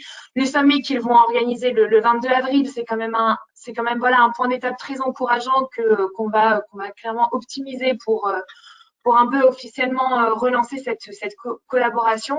Après, il y a peut-être deux choses que je vois, c'est sur la question des financements. On en a peu parlé au final dans les enjeux de la COP26, mais il y a quand même cette question des 100 milliards de dollars qui sont sur la table. Et donc voilà, effectivement, le fait que les États-Unis reviennent dans l'accord de Paris, il va falloir aussi discuter avec eux sur les questions financières. Notamment, il me semble qu'il y avait 2 milliards de dollars pour le fonds vert qui avait été bloqué par l'administration Trump, etc. Donc il faut un peu relancer les discussions là-dessus. Peut-être un point que je voulais mentionner, on n'a pas beaucoup parlé du G7 et du G20. On a quand même également un bel alignement des planètes cette année au niveau du G7, qui est donc sous présidence anglaise, et du G20, qui est sous présidence italienne, qui donc organise la pré-COP26, et donc les Anglais à présence de la COP26, avec un retour des États-Unis dans le G7. Donc on peut également penser que le G7, comme les Anglais ont fait de la finance climat et de la finance biodiversité une des priorités de leur G7, Le fait que les États-Unis reviennent, est-ce que ça va pas pouvoir aussi également réenclencher des discussions? Donc voilà, donc ça c'est une première chose. Et une deuxième chose, donc voilà, sans rentrer dans le détail parce que Charlie le mentionnait, également sur les mécanismes et les questions d'article 6. Il y a des très grosses forces d'inertie dans les négociations de cet article de la part de blocs de pays très unifiés. Donc l'Union européenne toute seule peut porter des positions, mais voilà, c'est mieux si on est également en coalition avec notamment les États-Unis pour faire poids sur cette question. Donc merci Adèle. En effet, j'imagine qu'ensemble, ils auront beaucoup de poids dans les négociations parce qu'on comprend que c'est des jeux de pouvoir, hein, des jeux d'alliance finalement, qui font avancer ou non ces négociations sur différents points. Julia, est-ce que tu penses que ce rapprochement possible entre les États-Unis et l'Union européenne au sein des négociations sur des questions précises peut venir changer la relation qu'a construite l'Union européenne au cours des dernières années avec la Chine? On s'en souvient, ils avaient pris le lead ensemble de la gouvernance climatique suite au retrait des États-Unis de l'accord de Paris. Ils avaient constitué justement, en tout cas, ils se proclamaient comme le moteur des négociations. Est-ce que la rivalité qu'on observe, et qui est indéniable entre les États-Unis et la Chine, peut venir influer au sein des négociations climatiques internationales et peut-être ralentir les choses? Alors, la réponse à ta dernière question est évidemment oui. La rivalité politique entre la Chine et les États-Unis a un impact sur tout. Tous les pans du multilatéralisme et la gouvernance climatique n'est pas épargnée. Pour revenir sur les différents points qui étaient abordés, donc pour l'Union européenne et pour la Chine, le retour des États-Unis dans l'accord de Paris est plutôt une bonne nouvelle. Il ne faut pas croire que... donc la Chine s'était positionnée en leader en profitant du retrait des Américains et pour montrer qu'elle, par contre, voyait le multilatéralisme climatique comme quelque chose de positif. Alors qu'un reproche qui lui est fait assez couramment, c'est d'éviter certaines instances du multilatéralisme, de freiner les discussions internationales. Donc, ça lui permettait de se positionner comme nouveau héros, nouveau messager du multilatéralisme aux dépens des Américains. Dans ce cadre-là, évidemment, pour la Chine, c'est plutôt une mauvaise nouvelle que les États-Unis reviennent avec en fanfare dans le multilatéralisme climatique, puisque ça leur enlève cette image de nouveau leader. Mais il y a des très bonnes, en tout cas, il y a eu des relations entre la Chine et les États-Unis intéressantes avant la COP21.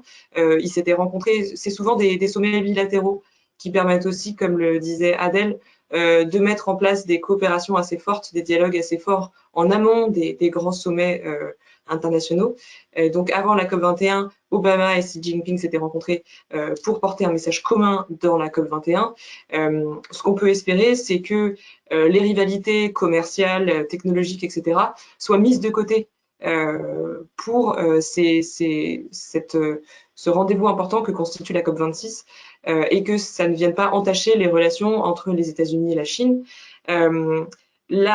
Pour moi, l'engagement chinois de l'automne 2020, donc sa feuille de route mise à jour et l'ambition rehaussée, montre que la Chine va continuer sur cette voie-là et va essayer de rester un leader de la transition écologique, en tout cas de la transition énergétique d'un point de vue international.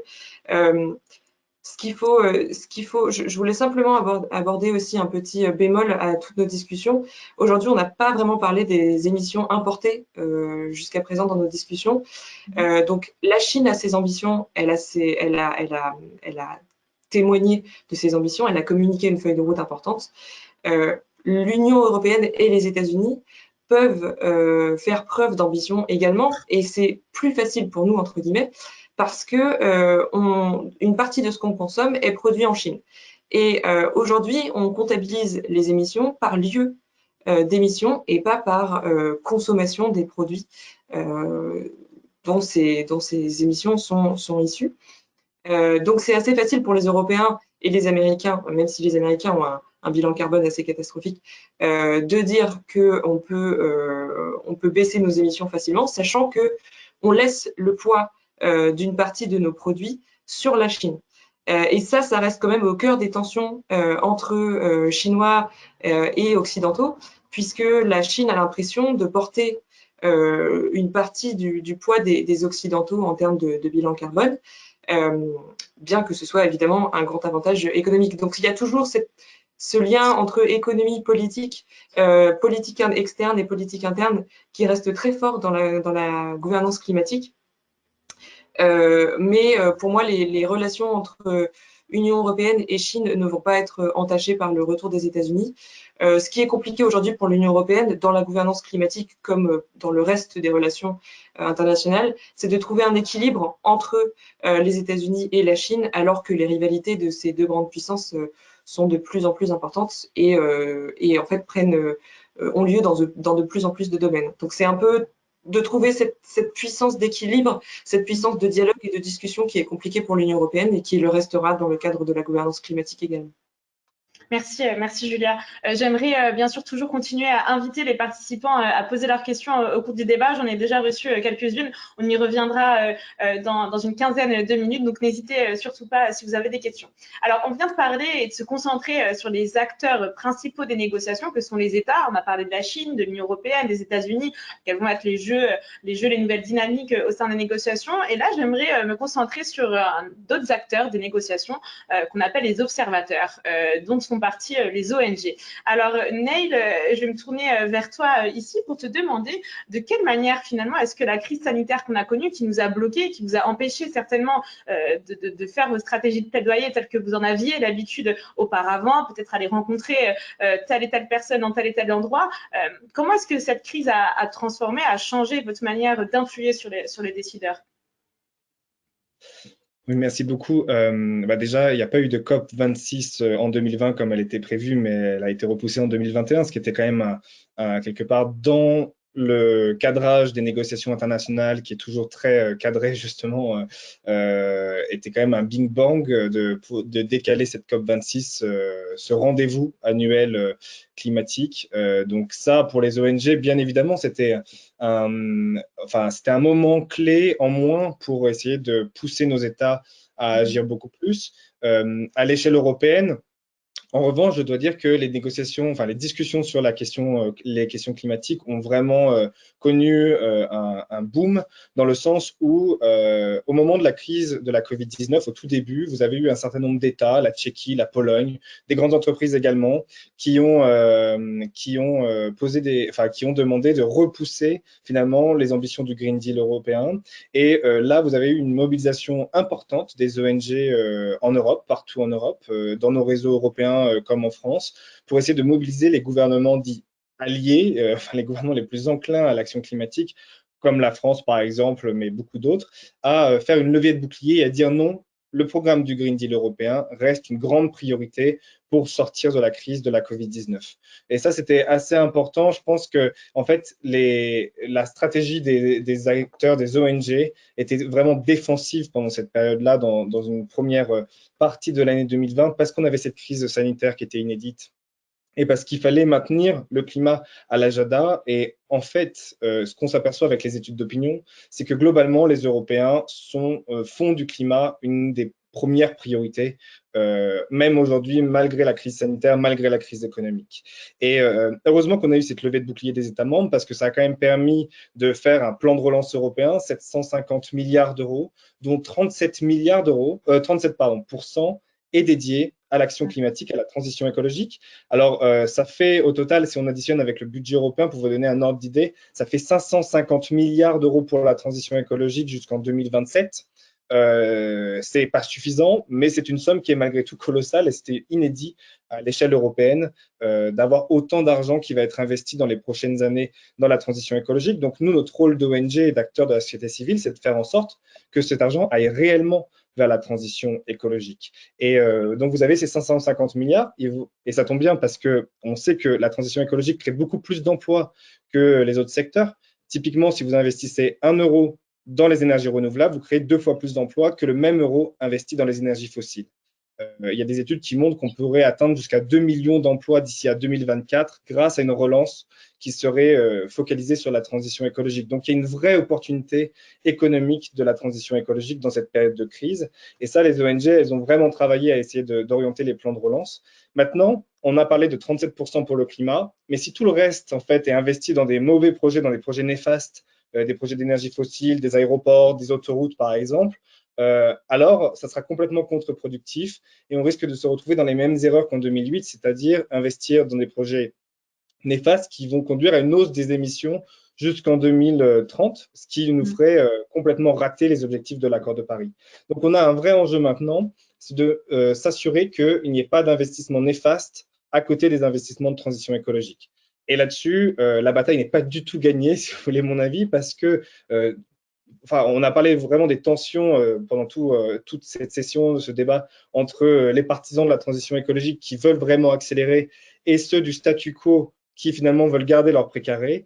Typiquement, les investissements de la relance, on va avoir la même bataille qui va se jouer. Il y a beaucoup d'acteurs qui veulent qu'on investisse par exemple dans les infrastructures gazières pour relier en gaz fossile, notamment la Russie, l'Azerbaïdjan, la Turquie à l'Union européenne, qui d'ailleurs, ces pays-là ne sont pas vraiment des alliés à la souveraineté européenne. On pourrait dire que nous rendre encore plus dépendants du gaz russe ou du gaz azerbaïdjanais n'est pas vraiment une bonne solution pour notre souveraineté. Mais il y a beaucoup d'acteurs qui aimeraient qu'on investisse beaucoup plus dans le gaz fossile et c'est un vrai risque pour l'emploi, pour la transition écologique bien évidemment et pour la souveraineté européenne. Donc les ONG restent vraiment mobilisées pour s'assurer que cet argent de la relance, quelque part, n'aille pas vers ces projets qui seraient extrêmement néfastes pour le climat. Et un dernier sujet important, parce que on l'a vu, pour le climat, il faut de l'ambition, mais il faut aussi de la cohérence. Une des incohérences aujourd'hui à l'échelle européenne, c'est vraiment la politique commerciale européenne, et ça a été souligné, c'est qu'aujourd'hui, on a délocalisé un certain nombre de productions ailleurs, en Asie du Sud-Est notamment, et donc on a des émissions importées, comme ça a été très bien expliqué par Julia, qui sont très importantes. Et or, notre politique commerciale européenne aujourd'hui ne permet pas de réguler ça et ne permet pas finalement de pousser ces pays à baisser leurs émissions de gaz à effet de serre et à transformer leur industrie. Donc on a un vrai enjeu, c'est aussi de réformer notre stratégie commerciale européenne pour avoir le bâton et la carotte pour inciter d'autres pays du monde en fait à également effectuer la transition écologique.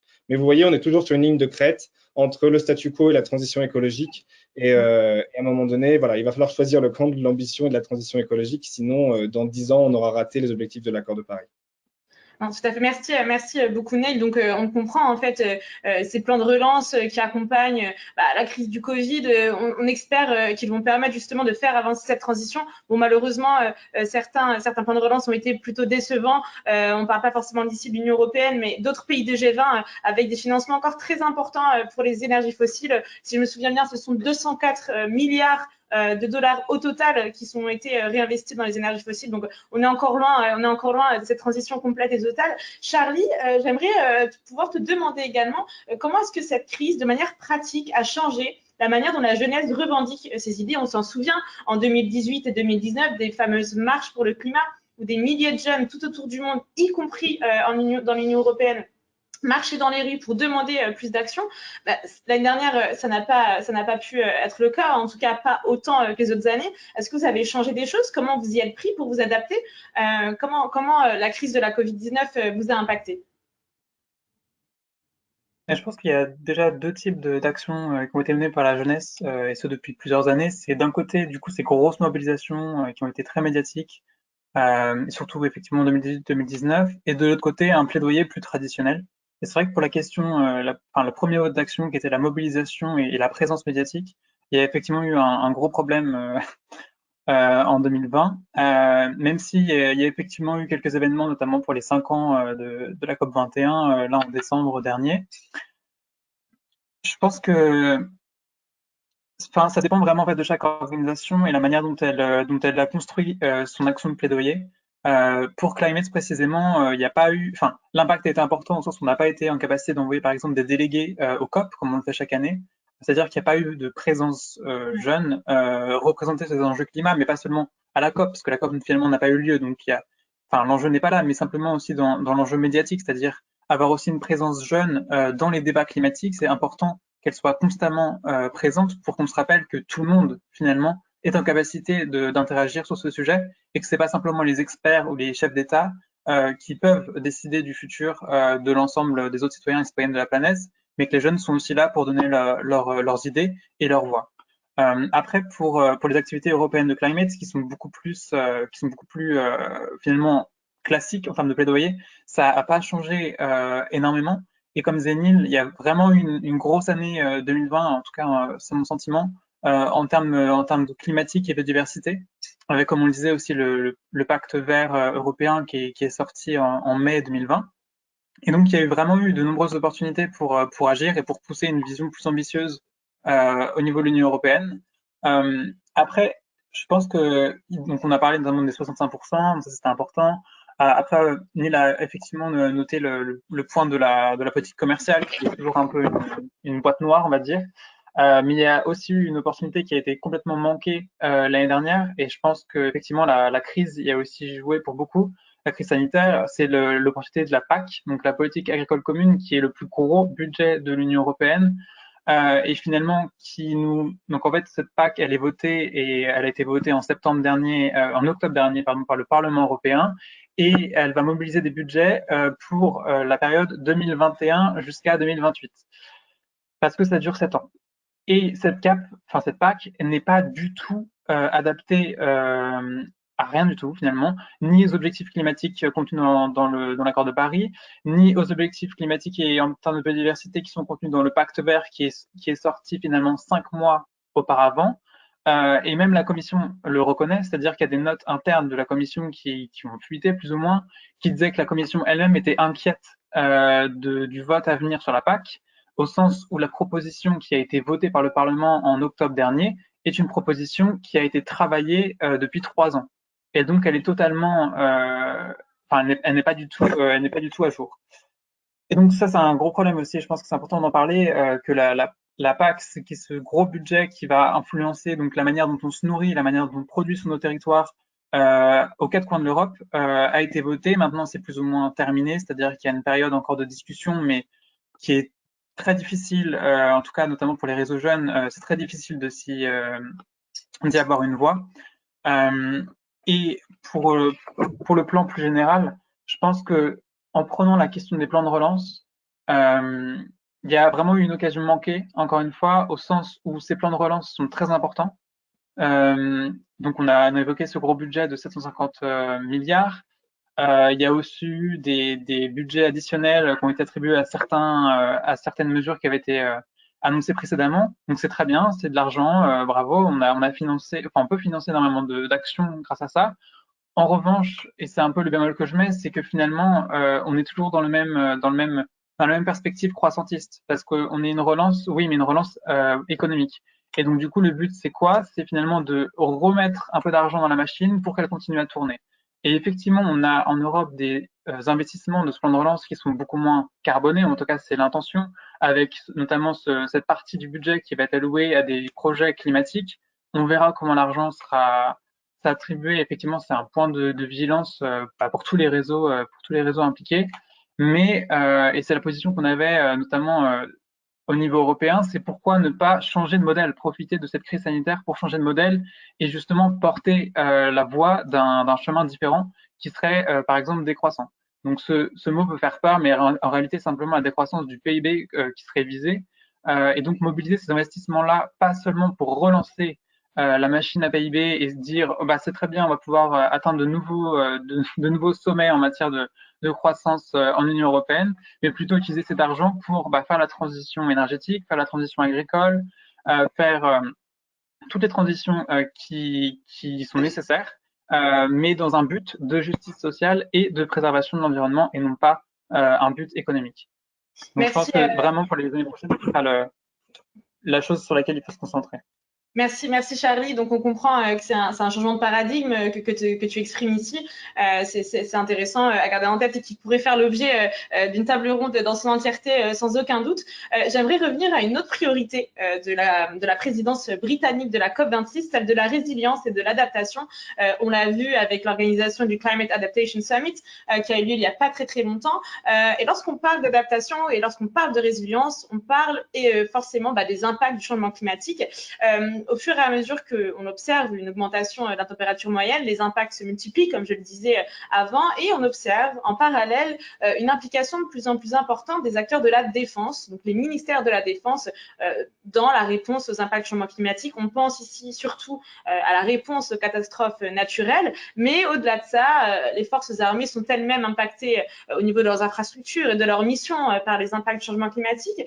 Comment se situe l'Union européenne sur cette question? Est-ce que la réflexion autour du lien entre sécurité et climat que l'on étudie au sein de notre programme avec Julia fait l'objet d'une réflexion et peut-être d'une position commune à l'heure actuelle, Julia? Alors, donc pour effectivement, les armées se rendent compte de façon de plus en plus sérieuse des impacts des changements climatiques à la fois sur les infrastructures et les personnels, mais aussi sur leurs opérations, sur leurs conditions d'opération. Et je ne pense pas qu'on ait le temps de revenir sur les catastrophes naturelles, mais Neil disait tout à l'heure qu'un des chiffres de l'Union européenne, c'est ce 175 milliards d'euros par an de dommages en fait liés aux événements climatiques extrêmes. Évidemment, une partie de ces dommages vont toucher des structures essentielles, que ce soit les réseaux électriques, la production d'énergie également, les réseaux de communication. Et les armées sont les acteurs que les gouvernements appellent en cas d'extrême urgence ou en dernier recours, comme on l'a vu d'ailleurs lors de la crise Covid. Quand il faut installer des hôpitaux de campagne, c'est à l'armée qu'on fait appel. Et donc, c'est important que les forces armées soient préparées elles-mêmes au changement climatique pour pouvoir justement apporter leur soutien quand il y en a besoin. Dans ce cadre, l'Union européenne, alors c'est plutôt les États membres qui vont porter le message puisque la défense reste un domaine de souveraineté nationale et non pas en lien avec la souveraineté européenne.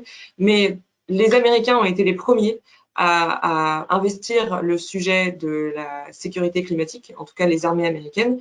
Et aujourd'hui, les armées des membres de l'Union européenne se saisissent également du sujet.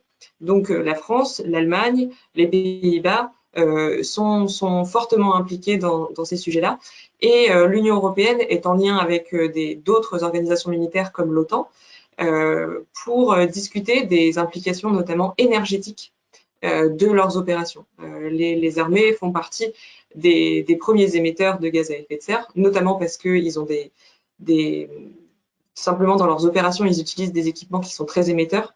Ils se posent aujourd'hui la question de leur dépendance énergétique à des pays pas forcément alliés et de l'autonomie stratégique que pourraient apporter les énergies renouvelables. Donc cette question de la transition énergétique au sein des armées a été quelque chose dont l'Union européenne et les membres de l'Union européenne se sont saisis assez tôt. Reste maintenant, comme tu le disais Sophia, à prendre en compte les problèmes d'adaptation des forces armées au changement climatique qui sont aujourd'hui des aspects qui sont assez... C'est encore balbutiant. Certaines emprises militaires restent très vulnérables au changement climatique et c'est compliqué de changer les choses assez rapidement dans des structures aussi importantes. Donc ça commence. L'Union européenne fait partie des leaders, mais ça reste encore à améliorer. Ouais, donc on le comprend, il y a encore du chemin à faire. Merci Julia pour avoir éclairci ce point. On va maintenant pouvoir passer aux questions des participants et j'en suis très heureuse. La première question, ça va être pour toi Adèle, parce qu'elle est directement liée à tes fonctions actuelles sur les négociations de biodiversité. Jean-Louis Bravet qui nous demande, est-ce que la COP26 va prendre en compte et en considération la biodiversité et puis quel est le lien entre climat et biodiversité? Est-ce que c'est pertinent d'en traiter ensemble? Alors, c'est oui et 1000 fois oui. Donc, en effet, très pertinent parce que, donc, pour rappeler un peu la synergie climat-biodiversité, Donc, le climat est identifié comme étant l'une des 5 pressions majeures qu'il y a sur la biodiversité, telle que l'a identifié donc l'évaluation de l'IPES. Et également, les écosystèmes font partie des solutions pour la lutte contre le changement climatique. Donc, c'est-à-dire, par exemple, sur les questions de résilience, d'adaptation, mais également d'atténuation avec du stockage de carbone dans les écosystèmes. Donc, au niveau de la COP26, effectivement, donc on a la présidence anglaise qui a lancé une série de campagnes, en fait, au sein de la présidence de la COP26. Donc, il y a la campagne, par exemple, transport, la campagne énergie, il y a une campagne nature, dans lesquelles ça va être le moment de renforcer les synergies. Donc, on va avoir, par exemple, un focus sur la finance biodiversité et notamment, en fait, des financements climat pouvant apporter des co-bénéfices pour la biodiversité. Ou par exemple, voilà, si vous restaurez une mangrove, eh ben, ça va permettre de restaurer un écosystème qui est très riche, mais en même temps, les mangroves, elles ont des capacités d'absorption des gaz à effet de serre et également des capacités pour l'adaptation au changement climatique. Donc, ce genre de projet, typiquement. On a également toute une partie sur le développement des solutions fondées sur la nature. On estime à peu près que pour atteindre les objectifs de l'accord de Paris, il y a 30% des solutions qui se trouvent dans la nature. Donc, comment les financer, comment les... Tu peux te donner un exemple de ce que c'est les solutions basées sur la nature, en quoi ça consiste avec un petit exemple assez facile? Typiquement, exemple de la restauration de la mangrove. C'est aussi une solution fondée sur la nature. Parce que justement, voilà, par exemple, un puits de carbone, c'est ça. Elle permet. Ok. Donc, il s'agit en fait de reposer sur les mécanismes naturels pour réussir à lutter contre le phénomène du changement climatique un petit peu. Voilà, c'est exactement ça. Et donc, ces solutions-là, donc très récemment, il y a l'UICN, donc l'Union internationale de conservation de la nature, qui a lancé un standard en fait pour définir réellement, essayer de cadrer un peu qu'est-ce que c'est qu'une solution fondée sur la nature. Que j'encourage à aller voir. Et donc nous, la France, par exemple, on soutient énormément ce standard parce qu'on pense que c'est essentiel pour justement amener plus de financement sur ces solutions et plus les déployer et plus les mettre en œuvre. Et donc, c'est vrai que ces conférences internationales, elles vont servir à ça, en fait. Elles vont servir à mettre la question sur le devant de la scène, notamment via la COP26. On a donc également la COP15, où on renouvelle entièrement le cadre de protection internationale de la biodiversité pour la prochaine décennie. Et on a également, donc, comme je mentionnais, présidence G7, G20, qui peuvent aussi nous aider à pousser pour cette convergence. Parfait. Donc, on le comprend, il y a vraiment un lien étroit en fait entre le climat et la biodiversité. J'aborde une autre question qui est très intéressante, où en fait on vient nous interroger sur le fait que peut-être la transition énergétique par le recours aux énergies renouvelables qui dépendent énormément forcément de minerais notamment rares et qui nécessitent une empreinte environnementale importante. Dans quelle mesure est-ce que le recours massif aux énergies renouvelables et aux technologies qu'elles emploient et aux minerais rares qu'elles emploient peut finalement venir avoir un effet pervers certes, on peut faire diminuer les émissions de gaz à effet de serre, mais dans le même temps, avoir un impact négatif sur l'environnement et parfois peut-être les populations locales. Nate, je te vois réagir. Est-ce que tu aimerais répondre sur ce point?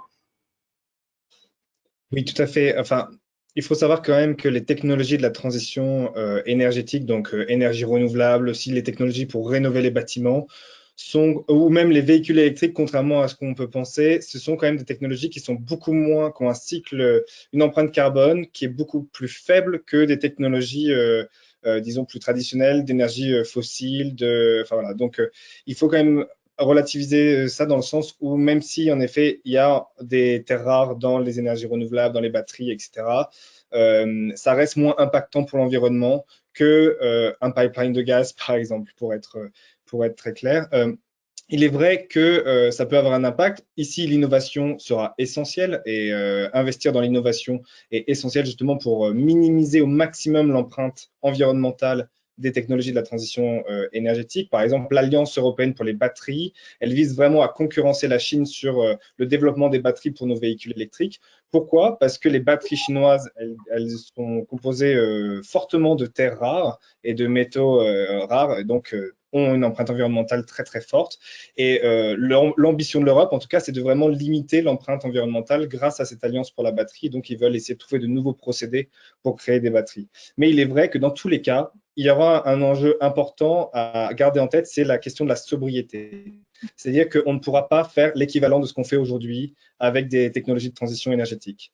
Il faudra réduire notre consommation d'énergie typiquement, c'est-à-dire qu'on ne pourra pas maintenir notre consommation d'énergie ici, il va falloir la réduire grâce par exemple à la rénovation du bâtiment, grâce à des technologies moins consommatrices d'énergie, et ce qu'on aura, le niveau de consommation d'énergie qu'on aura réduit, on pourra avoir l'équivalent grâce aux énergies renouvelables par exemple. Mais on ne va pas remplacer chaque électron fourni par des énergies fossiles par des énergies renouvelables. Il faut d'abord réduire notre consommation et ensuite remplacer ce qui reste. Ça fonctionne pour les énergies renouvelables. Ça fonctionne également pour les véhicules électriques. On n'aura pas le même nombre de voitures en circulation en Europe et en France qu'aujourd'hui avec, enfin, on ne va pas remplacer toutes les voitures thermiques par des véhicules électriques. Il va falloir avoir moins de véhicules, plus de transports en commun par contre, les véhicules qui restent devront être à faible émission, comme des véhicules électriques par exemple. Donc, il y a cet enjeu de sobriété qui est absolument essentiel dans la transition écologique. Autrement, en effet, l'impact sur l'environnement sera absolument catastrophique. Donc, j'ai vu tous les intervenants acquiescer sur cette idée de sobriété. Est-ce que l'un d'entre vous aimerait intervenir sur ce point également?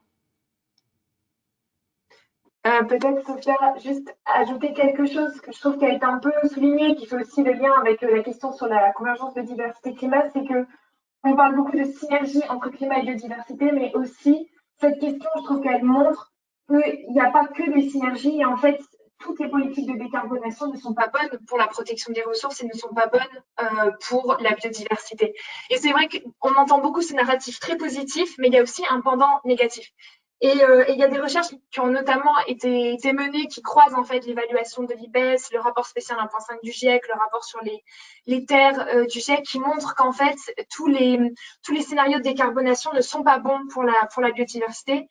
Et donc qu'en fait, en conclusion, plus on décarbone rapidement les économies, plus également on insère ces notions de sobriété, plus également c'est bon pour la biodiversité. Donc c'est aussi comme ça qu'on se rend compte qu'en fait, les problèmes sont liés, mais les solutions également. Merci. Merci Adèle. Alors, on va passer à une autre question tout aussi intéressante et pertinente dans la lignée des tables rondes de ce matin notamment. On le sait tous, la Chine prévoit et a déjà mis en place, bien entendu, cette nouvelle route de la soie chinoise. On nous demande, donc Emmanuel Pi nous demande quel sera l'impact de cette nouvelle route de la soie sur le climat. Julia, je me tourne vers toi peut-être pour répondre à cette question. Alors, il risque fortement d'être négatif.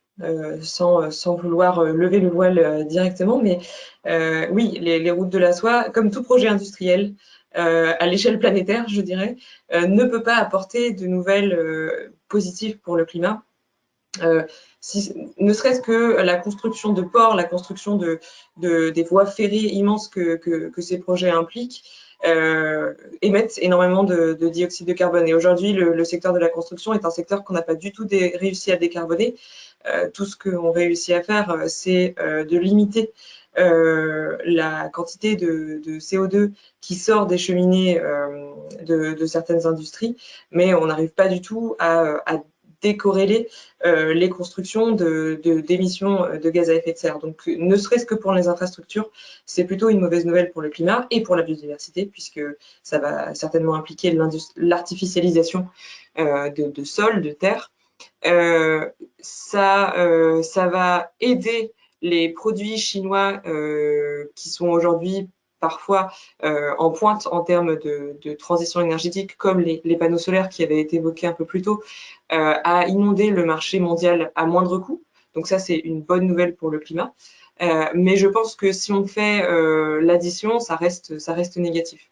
Donc, ce que ça porte pour moi comme message, c'est que aujourd'hui, la Chine est un fournisseur essentiel de la transition énergétique au niveau international parce qu'ils ont mis les investissements dans le développement de technologies à bas coût pour alimenter le reste du monde. Si les Européens et les Américains ne suivent pas le mouvement, on va dépendre des réseaux chinois pour notre transition énergétique et on va dépendre des routes de la soie et on ne va faire que justifier l'existence de ces réseaux internationaux d'échange. Donc, il reste à relocaliser une partie de nos productions panneaux solaires ou d'énergie renouvelable, et à trouver des solutions, notamment dans le recyclage de certains matériaux, qui est aujourd'hui un grand impensé dans tout ce qui est industriel et production d'énergie, ou en tout cas pas assez développé. Mais voilà, globalement, je dirais que c'est une très bonne question, puisque elle met le doigt sur le fait que oui, les routes de la soie vont avoir un impact négatif pour l'environnement climatique comme biodiversité. Et justement, lié à ça, j'aimerais pouvoir vous interroger en lien avec une question d'Emmanuel Pi, qui nous parle justement, et tu l'évoquais juste avant, Neil, actuellement, les traités commerciaux tels qu'ils sont faits ne permettent pas de taxer le carbone aux frontières, mais pour autant, on a entendu parler les dernières semaines de ce nouveau mécanisme d'ajustement carbone aux frontières. Alors, en quoi ça consiste et qu'est-ce que ça changerait pour justement permettre d'éviter, alors d'une part, les fuites carbone, ça c'est clair, et puis de pouvoir harmoniser justement le prix du carbone pour permettre à tous d'être incités à émettre moins. Neil, tu aimerais réagir sur ce point ? Oui, merci beaucoup. En effet, c'est une vieille proposition française, hein. Elle date de Nicolas Sarkozy de vouloir taxer le carbone aux frontières de l'Union européenne. Donc, c'est quand même ce qu'on peut appeler un serpent de mer français dans la politique européenne, disons-le ainsi. Mais l'idée est quand même bonne. C'est-à-dire que maintenant, elle commence en plus à avoir de plus en plus d'alliés en Europe. C'est-à-dire qu'il s'agit de fixer le même prix du CO2 qu'on a en Europe, parce qu'on a un marché carbone européen qui a un prix du CO2, qui est d'ailleurs aujourd'hui assez élevé, en tout cas qui a tendance à augmenter, et de fixer ce même prix du CO2 aux frontières européennes, ce qui fait que quand on importe une tonne d'acier d'Asie du Sud-Est, de Turquie, cette tonne d'acier sera soumise au même prix du CO2 que le prix du CO2 du marché carbone européen. Donc, quelque part, ça évite une concurrence déloyale entre une production européenne et une production hors Europe. Par contre, il faut un peu relativiser son bénéfice sur le climat, dans le sens où aujourd'hui nos industriels, les industries lourdes, on parle de l'acier, du ciment, de l'aluminium, bénéficient déjà d'avantages énormes en Europe, qu'on appelle les quotas gratuits, c'est-à-dire qu'ils ne payent pas le prix du CO2. La puissance publique leur offre des quotas qui fait qu'en fait ils ne payent pas ce prix du CO2.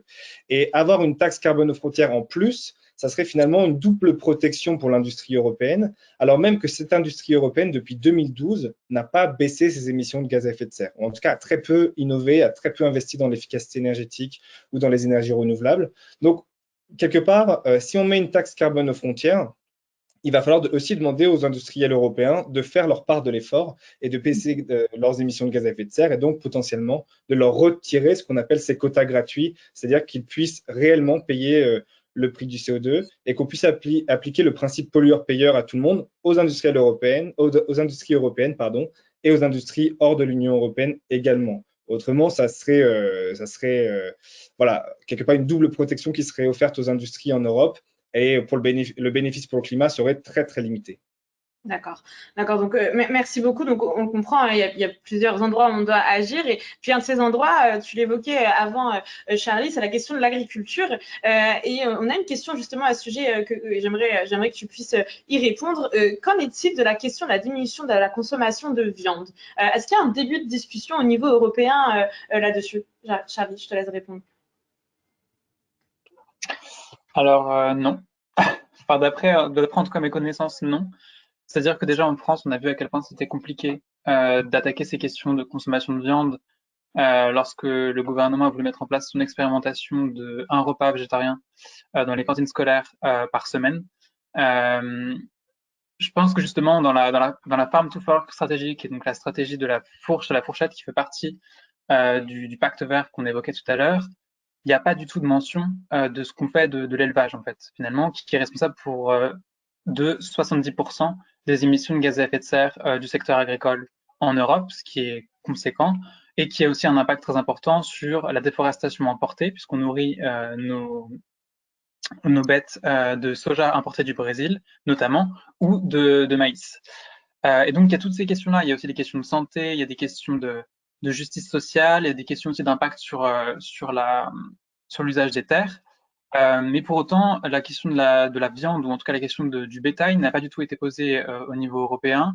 Et je pense effectivement c'est une des grosses lacunes du dispositif actuel, en tout cas du pacte vert, et qui n'a pas du tout été reprise non plus dans la PAC, la politique agricole commune, il y a une sorte d'inconnu total sur, c'est-à-dire qu'est-ce qu'on fait finalement de nos consommations de viande? Est-ce qu'on la réduit?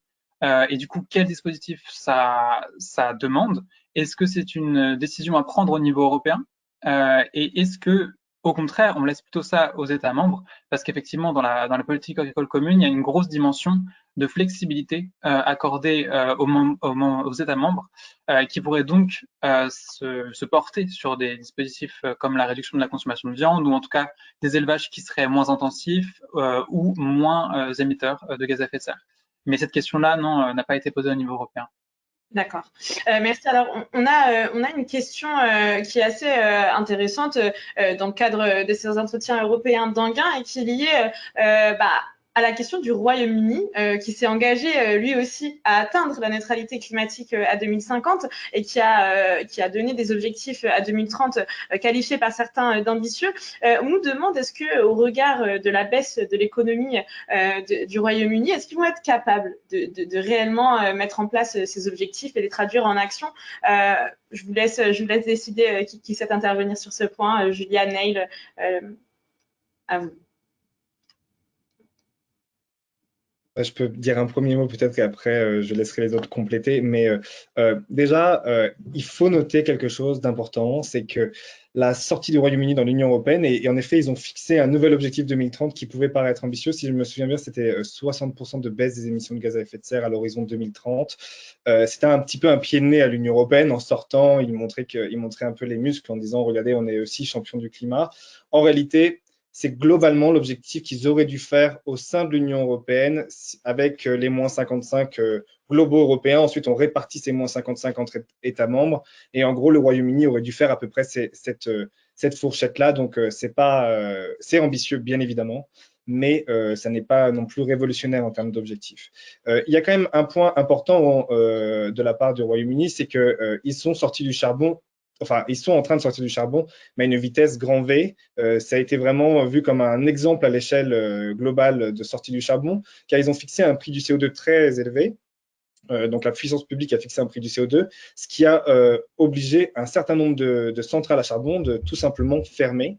Et en parallèle, ils ont développé massivement l'éolien en mer, ce qui permet aujourd'hui de compenser complètement la sortie du charbon. Donc, c'est quand même un pays qui a montré depuis quelques années un vrai volontarisme, une vraie volonté en tout cas, de rattraper son retard dans la lutte contre le dérèglement climatique. Il y a eu un certain nombre en plus d'annonces du Royaume-Uni, notamment de fin de vente des véhicules diesel et essence à l'horizon 2030. Donc, encore une fois, un pied de nez concernant les Européens, parce qu'en Europe, on n'a pas encore fixé un tel objectif. Donc, à voir comment ça se concrétise après au Royaume-Uni. Mais dans tous les cas, voilà, ils veulent jouer un peu la concurrence avec les Européens. Quelque part, cette concurrence, elle sera bénéfique pour tout le monde à partir du moment où ça escalade l'ambition vers le haut. Et pour le moment, en tout cas, c'est ce qui semble être fait. Donc, c'est plutôt positif. Après, pour le reste de l'économie, peut-être que d'autres ont d'autres informations, mais voici quelques éléments en tout cas. Alors, on arrive vers la fin de cette table ronde. Peut-être une dernière question pour toi, Julia, liée à la crédibilité des engagements climatiques à 2050. Lorsqu'on regarde le dernier rapport des Nations Unies qui nous dit que finalement, à l'heure actuelle et en l'état des choses, les nouvelles contributions des États, leurs nouveaux objectifs, nous permettraient de réduire uniquement de 1% les émissions de gaz à effet de serre d'ici à 2030. Il faudrait qu'on atteigne les moins 45%. Donc, on le voit, il y a vraiment un décalage entre les promesses à 2050 et les actions à 2030. Est-ce que c'est crédible ce que promettent les États partout dans le monde, 127 au total pour l'accord de Paris?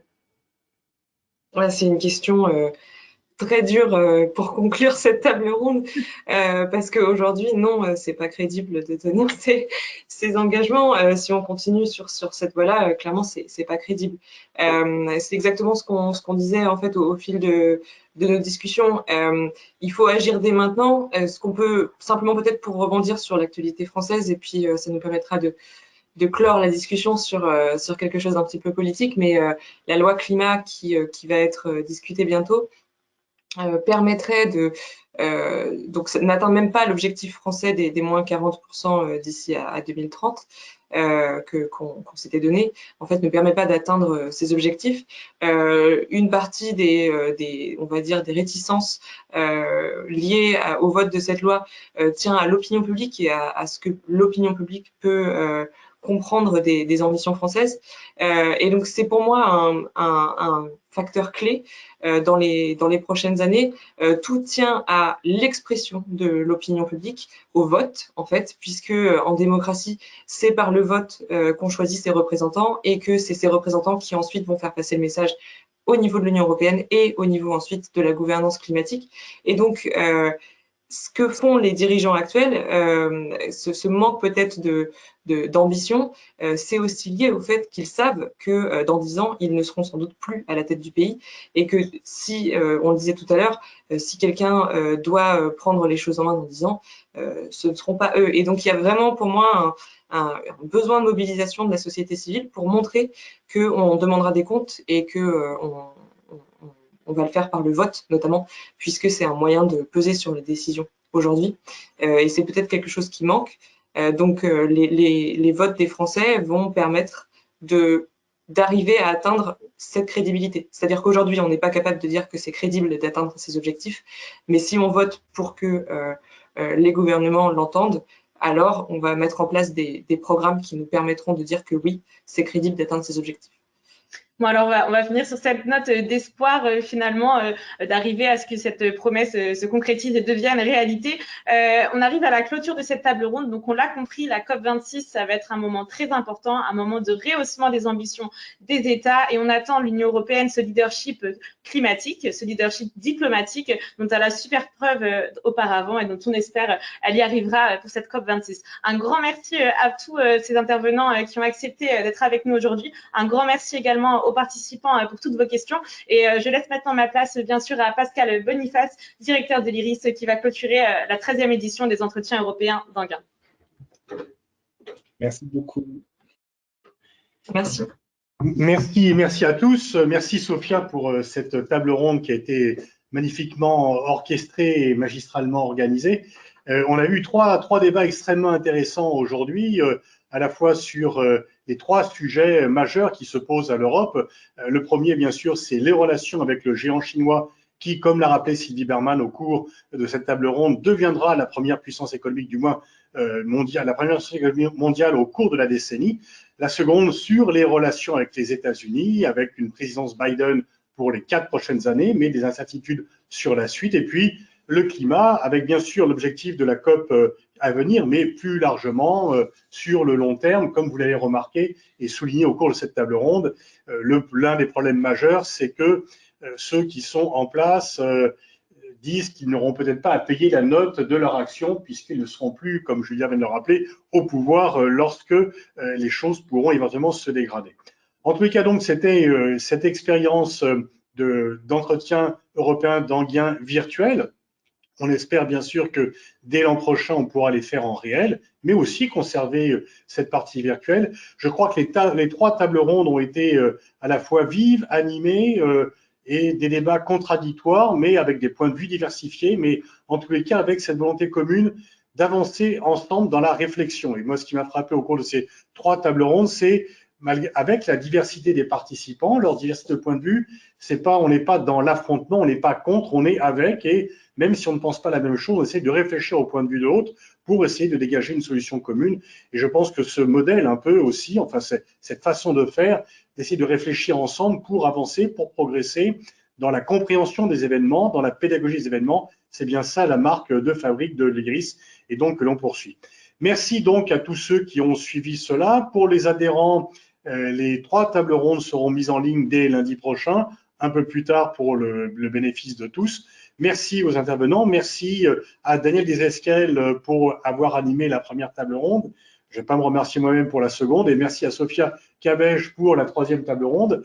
Merci bien sûr à celles sans qui rien ne serait possible depuis le départ en termes de colloque. Je fais référence à Nathalie Moreau et Delphine Descombes, qui sont les grandes prêtresses de ces manifestations. Rendez-vous donc pour les 14e entretiens européens d'Anguin, mais d'ici là, on aura d'autres occasions de se voir le plus rapidement possible physiquement, j'espère à l'IRIS ou ailleurs. Et puis sinon, il y a déjà, tout est sur le site de l'IRIS, d'autres tables rondes par visioconférence. Et vous avez sur le site tous les documents préparatoires à cette conférence qui sont à votre disposition. Eh bien, bon week-end ensoleillé et à bientôt. Au revoir.